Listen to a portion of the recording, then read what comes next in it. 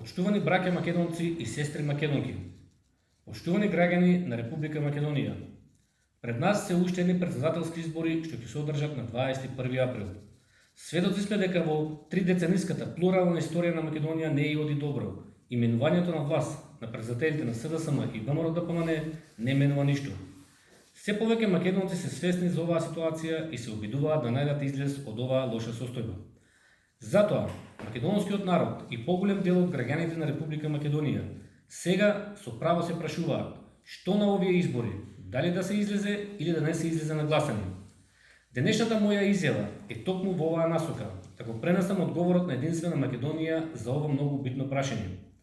Веднаш да кажам дека ставот на Единствена Македонија е да не се излегува на гласање. Еве ги причините. Познато е дека Единствена Македонија го поддржа кандидатот на Македонија блокира Филип Петровски. Познато е дека Државната изборна комисија по налог на своите странски газди го спречи Петровски да ги собере потребните потписи преку бројни фалсификати, неотварање на подрачните канцеларии на Државната изборна комисија, неотварање на дипломатско-конзуларните представништва во странство, заради што околу 17.000 гласачи кои ги имавме на нашите интерни списоци беа спречени да се потпишат. Тоа е веќе историја. За ова поднесовме и кривична пријава до јавното обвинителство.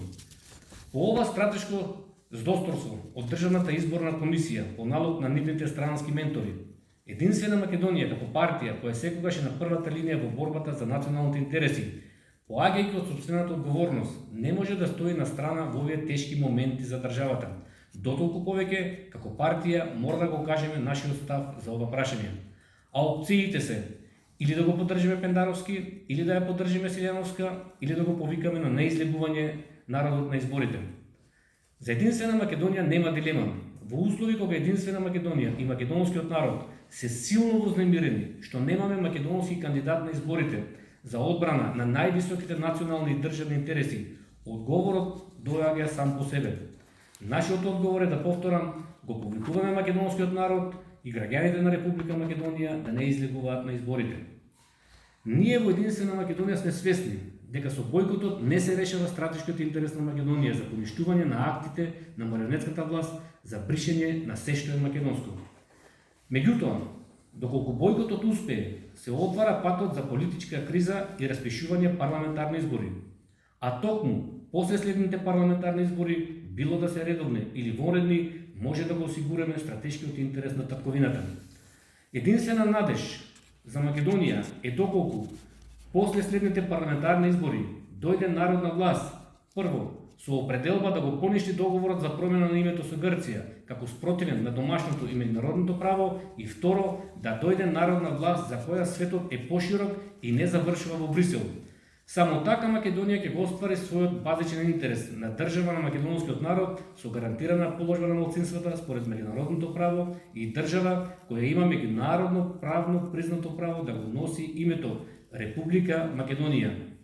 Ние во Единствена Македонија сме целосно спремни да бидеме предводници на тој процес.